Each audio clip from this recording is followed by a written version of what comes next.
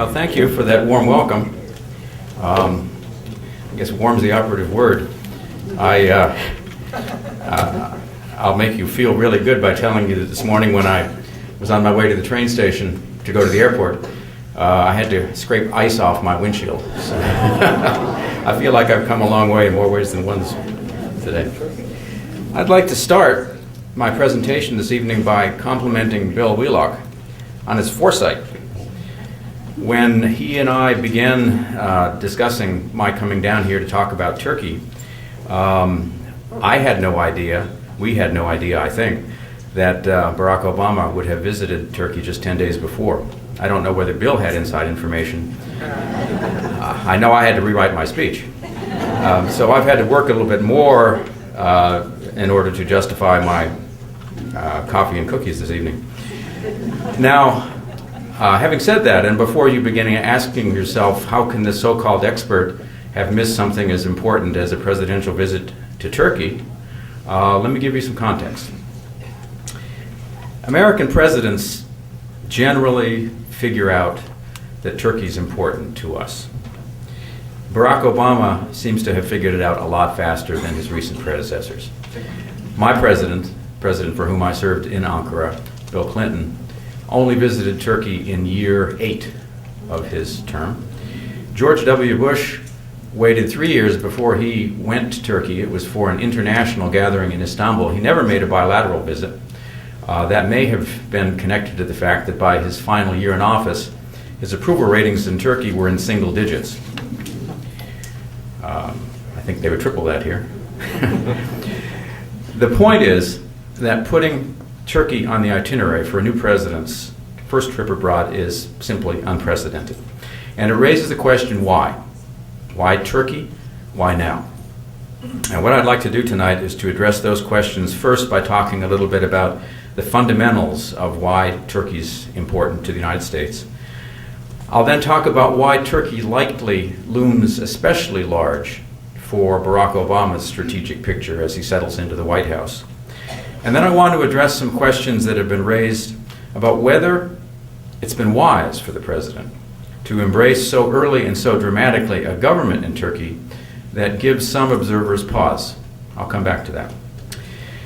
So in simplest terms, Turkey's importance to all of us is about two things: where it sits and what it is. The first is about geography, and the second is about identity. Where Turkey sits is the easy part. If you look at a map, if you think about the top 10 or a dozen really hot foreign policy stories you followed over the past year or so, and now think about how many of them, looking at the map, are a short plane ride from Ankara or from Istanbul. Remember last summer's crisis in Georgia, with all that that implied for the Ukraine and the former Soviet republics of Central Asia and the Caspian. How about Iraq, where the good news of the past year or so remains hostage to solving pesky little details like the status of the city of Kirkuk, that Turkey has said could be a casus belli, a cause for war, if it's not handled properly. Then there's Iran, probably the least, I repeat, the least problematic border Turkey has had for several hundred years, and one that Turks are not particularly anxious to see riled as a function of new sanctions or new military confrontations. To the south, there's the whole complex of issues involving Israel and its Arab neighbors, Syria, Palestine, Lebanon, with the potential, as we saw very powerfully in January, to go very critical, very fast. Complete the circle and you get to Cyprus, which has been around for 40 years or so and has been reasonably quiet by comparison to places like Kosovo or the Balkans further north. I won't belabor the point. If you tune in at any point in the last 50 years, the picture is more or less the same. There may be places as important to us Americans on one or a few issues, but I can't think of any place in the world as important on so wide and overlapping a range of really vitally important American interests. Turkey, as we've seen, is a place you need to get over or through to get aid to Georgia, to get into Iraq, to support your forces in Iraq. It's a place you can't do without if you want to contain a resurgent Russia. It's a place you need on your side if you want to isolate Iran or develop a coherent strategy towards Syria or Lebanon. It's the only workable route for getting the energy resources of the Caspian and Central Asia to world markets without going through Russia. And usually, when we need to use or to transit Turkey's geography, guess what? We're in a hurry. We want it now. And what we found over and over again is that it is always easier in such circumstances to work with Turkey than to work around Turkey. It's a matter of simple physics. So much for where Turkey sits. Turkey is also important to us, as I mentioned, because of what it is. It is, first of all, big. In landmass, in population, in its economy, 17th largest in the world. Size matters, especially when it's combined, as is the case for Turkey, with the right qualitative factors. Here's one. Most of the places I was just talking about, from southern Ukraine through the Caucasus, from Iraq to the Gaza Strip, from Israel through the Balkans, were part of the Ottoman Empire. As the former imperial rulers of that empire, the Turks, like no one else in the world, know these places. They know their actors, they know their dynamics, they know how it works. They can and they do engage these countries in ways that we simply cannot. And so you find some very interesting things happening on Turkey's periphery today.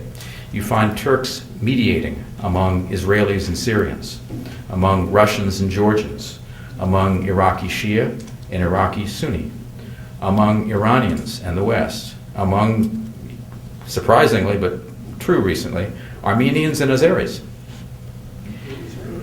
But Turkey is not just a sort of universal mediator in its former imperial domains. It's other things, too, that are important to us. It is a genuine, lively democracy. It is a member of NATO since 1949, a member of the OECD, a member of the G20, and since January, a member of the UN Security Council. It's an active participant each year at Davos, sometimes more active than is comfortable. If some of the people in the audience know what I mean, I'll get to that later. It's been a poster child in recent years for the IMF and the World Bank. It's a member of the Organization of the Islamic Conference and a candidate member of the European Union. It belongs, in short, to some really good clubs. Oh, and its population is 99% Muslim. And since 2002, it has been governed by a party which, in its earlier incarnations, described itself as Islamist. Now, the Justice and Development Party, the ruling party, or AKP, as it is known by its Turkish acronym, doesn't use that terminology today. It has run in recent elections as a centrist party committed to getting Turkey into the European Union. But its roots are in a tradition of political Islam which in some respects is the issue we as Americans have struggled to deal with more or less successfully abroad since September of 2001. You put it all together, and what emerges is a pretty unique and a pretty compelling profile. In our post-9/11 world, the very existence of a country like Turkey, I would submit, is an important fact.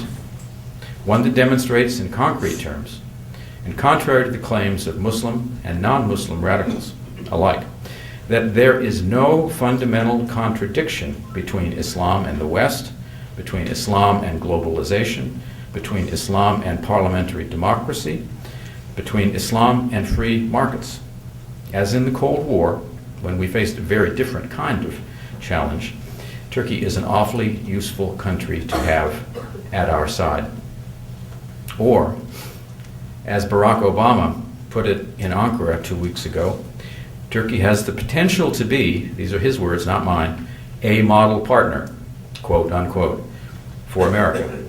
And I think that phrasing gives you some sense of why this president has figured out so quickly Turkey's abiding importance, the why now part of my presentation.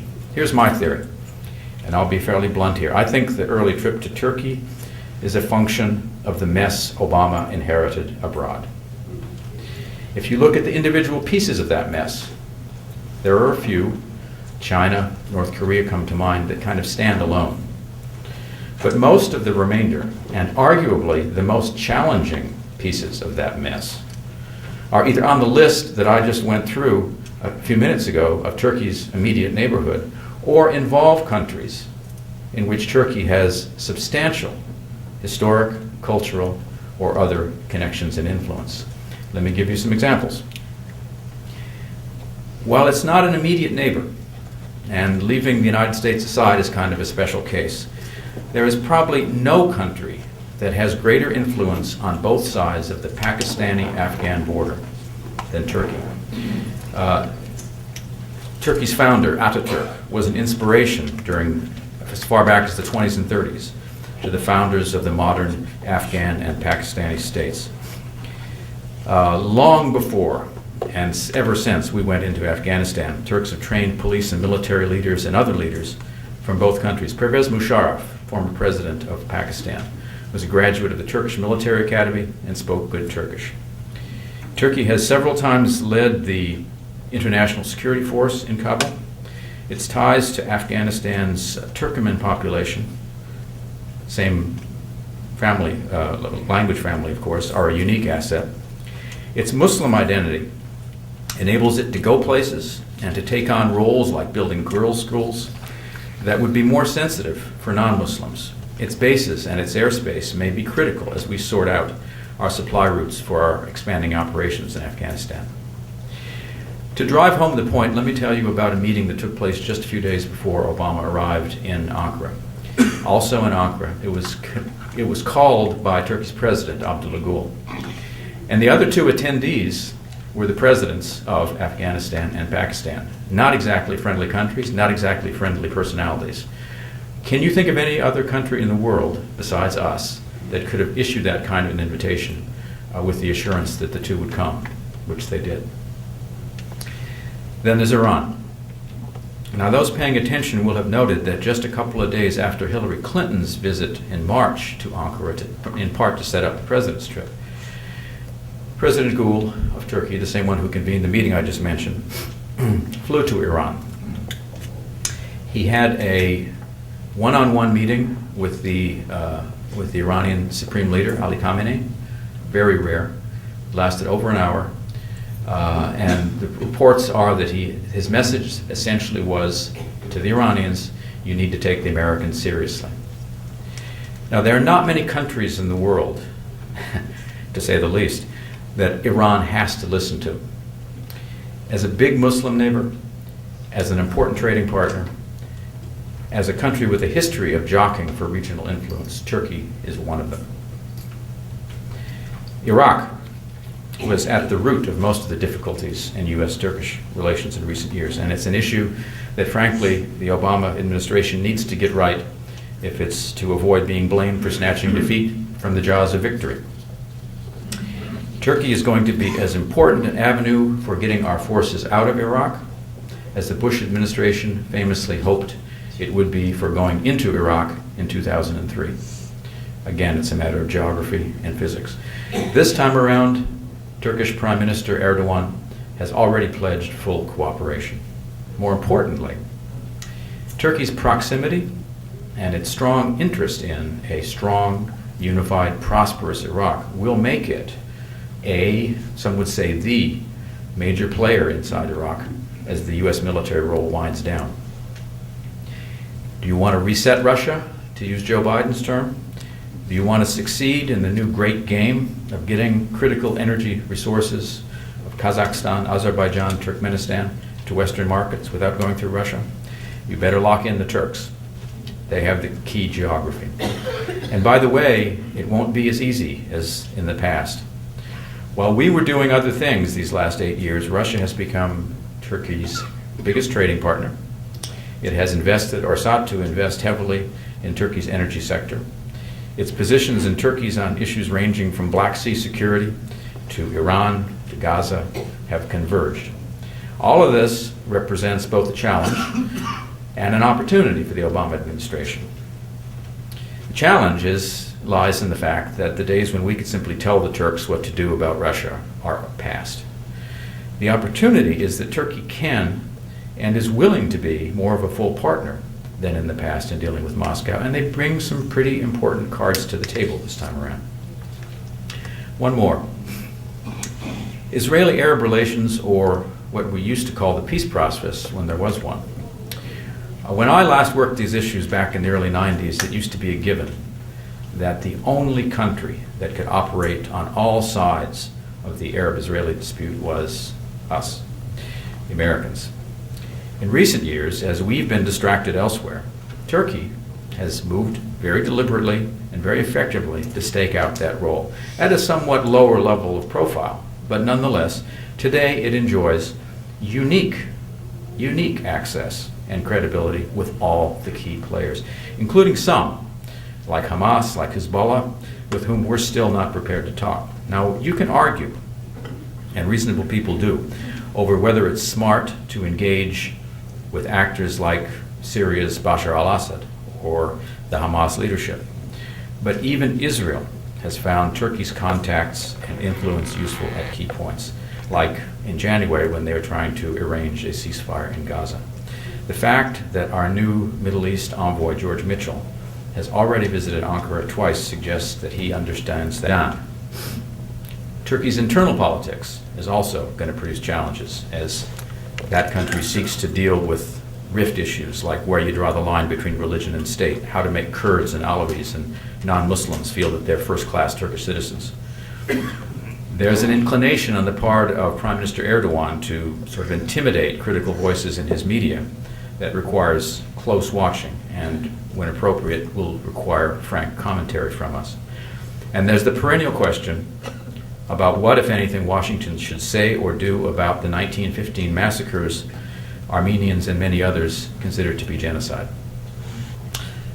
What this means is that U.S.-Turkish relations are going to remain a hands-on proposition in the wake of the president's visit. The honeymoon won't last forever. This is not a relationship that functions well on autopilot, but experience tells us that Turkey is worth the effort. I don't want to conclude, however, without acknowledging that not everyone who follows U.S.-Turkish relations is happy that the president has visited Turkey.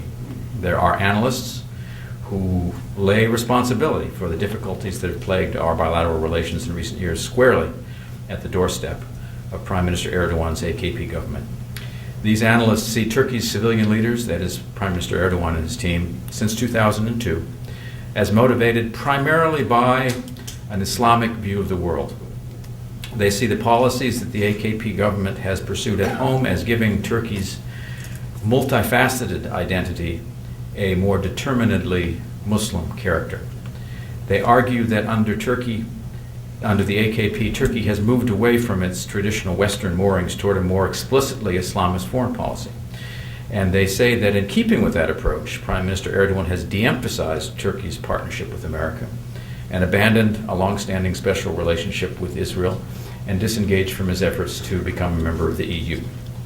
They argue, finally, that the president's decision to go to Turkey rewards that kind of behavior and will embolden AKP to pursue a strategic path fundamentally at odds with long-term U.S. interests. I don't agree with this analysis. I think you can only make the case that these observers make by means of the kind of evidentiary cherry-picking that got us into Iraq in search of al-Qaeda and weapons of mass destruction. But as is often the case in such matters, there is enough of a case that it deserves to be discussed in a serious way. Prime Minister Erdogan and his AKP colleagues are different from their secular predecessors in a number of important respects. They do take their religion more seriously, and they would like to see relaxation of state-mandated proscriptions on certain kinds of religious expression, for example, women wearing headscarves at universities. They have been part of an Islamic political tradition that at times has been anti-Western in its orientation. They do look upon their Ottoman past, with its Muslim character, as inspiration for an exceptionalist view of Turkey's role in its immediate neighborhood. And that outlook does, on the margins, lead them to take positions such as being overly accommodating towards Sudan's President al-Bashir, someone that the World Criminal Court has declared a war criminal, that leave those who view Turkey as a Western country kind of scratching their heads and saying, what was that? So how can you affirm, as Barack Obama did, that our relationship with such people can be a, quote, model partnership between a predominantly Christian country and a predominantly Muslim country? And though that last clause is his clause, not mine. He put it in those terms. Actually, the president himself answered that question in a speech that he gave on the floor of Turkey's parliament while he was there. And I'll just read you what he said. He said, "I know there are those who like to debate Turkey's future." They're the people I was just talking about. "Here is what they don't understand. Turkey's greatness lies in its ability to be at the center of things. This is not where East and West divide, it is where they come together. In the beauty of your culture, in the richness of your history, in the strength of your democracy, in your hopes for tomorrow." That was the last substantive paragraph of his speech, so you knew it was one he wants to emphasize. What that sentence tells me is that President Obama understands some things that the critics of his decision to go to Turkey have either missed or chosen not to see. Let's take it point by point. Those who blame AKP for difficulties in our relations forget, conveniently, that Turkey was hardly alone among countries, including some good and close friends of long standing, who put distance between themselves and the Bush administration after 2003. These critics just ignore the fact, and it's a matter of record, that the Prime Minister and his colleagues declare every chance they get that their most strategic relationship anywhere is with Washington, and that they have invested a good deal of their time, effort, and political credibility to shore up that relationship despite the unpopularity of the president among their electorate. Perhaps most importantly, the critics ignore what was the single most important reason why Turks became disenchanted with us during the Bush years: our failure for 4 long years after occupying Iraq to deal with ongoing terror against Turkey by Kurdish separatists from sanctuaries in northern Iraq. Hundreds of Turks died while we essentially dithered, and it had an impact you could measure in the slide in our approval ratings. That sort of thing doesn't go away overnight, but it is a mistake to suggest that that was a function of Turkey's leadership during the period. As for the notion that Turkey is moving away from the West, that the AKP government has lost its enthusiasm for joining the EU, excuse me, but let's get real. Nicolas Sarkozy, President of France, and Angela Merkel, Prime Minister of Germany, have essentially told Ankara that hell will freeze over before the Turks become members. Can you really expect Turkish politicians to take the heat at home in terms of the kinds of internal reforms and the kinds of concessions that they would have to make on issues like Cyprus in the face of that kind of attitude? I know it happens here all the time, but nonetheless, Erdogan has just nominated a close, trusted advisor to revitalize Turkey's EU campaign. If the EU is the West, the AKP government is not walking away from it. What about the AKP's enthusiasm for engaging what the Bush administration sometimes considered bad actors in the region? I think the key word here is sometimes, because of course even the Bush administration in its final years largely accepted Turkey's view of the utility of engaging Iran and had blessed Ankara's role in facilitating Syrian-Israeli indirect talks. So I personally have difficulty getting too indignant over Turkey's policy of talking to all comers in its neighborhood. And indeed, I suspect we and our friends in Israel will, as they have in the past, find that there are times when having someone with Turkey's connections is useful. With or against us has not proven to be a philosophy that has served us particularly well abroad. I personally wouldn't want to see a rerun. How about Prime Minister Erdogan's outburst against Israeli President Shimon Peres at the Davos conference this year? Some of you may have seen it on television. It was about the only thing that most Americans saw on television related to Turkey this year. Doesn't this say something about the Prime Minister's basic antipathy at some visceral level towards Israel? I don't know. Obviously, it was not Erdogan at his most statesmanlike. What I do know is that the only people more outspoken in denouncing Israel's actions in Gaza than the Prime Minister were Turkey's secular opposition leaders. And I know the Prime Minister resisted their demands and the demands of his own supporters to demonstrate Turkey's dissatisfaction with Israel's behavior by essentially dismantling the structure of their state-to-state relationship, canceling arms agreements, canceling joint training exercises. He declined.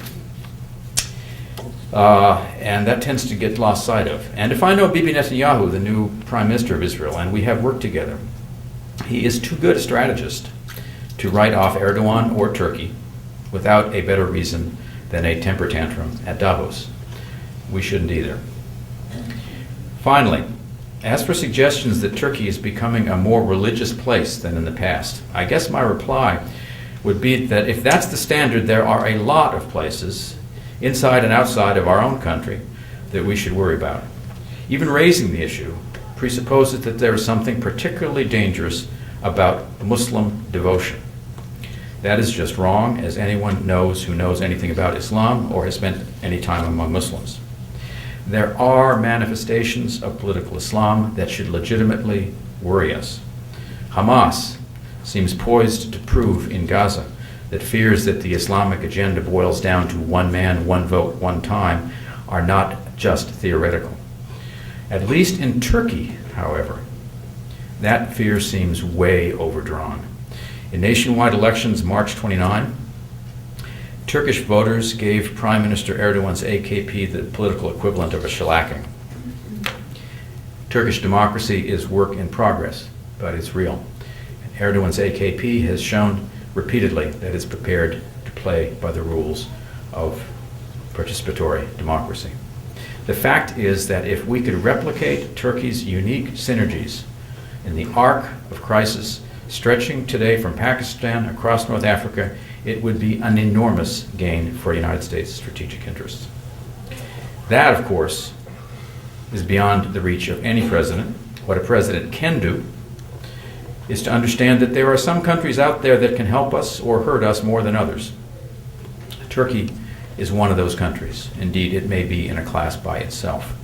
The president, in my view, is certainly right in his instincts that Turkey has the potential to be a model partner for the United States.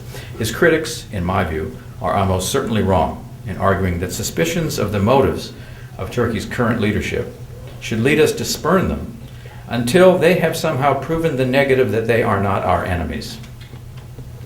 That way lies a self-fulfilling prophecy. If there's a lesson we should have drawn from the past 8 years, it is that using engagement as a reward is more often than not self-defeating, that diplomacy is an influence multiplier, not a concession. Whether Turkey and the United States will become the model partnership of which President Obama spoke remains to be seen. It will depend on the skill and the commitment each side bring to what will be a years-long effort. But not to try would be folly. President Obama, in my view, deserves credit for having figured this out so soon after taking office, and my guess is that his visit to Ankara will pay big dividends in the years ahead. Perhaps you can invite me back to this lovely place to see if I was right. Thank you.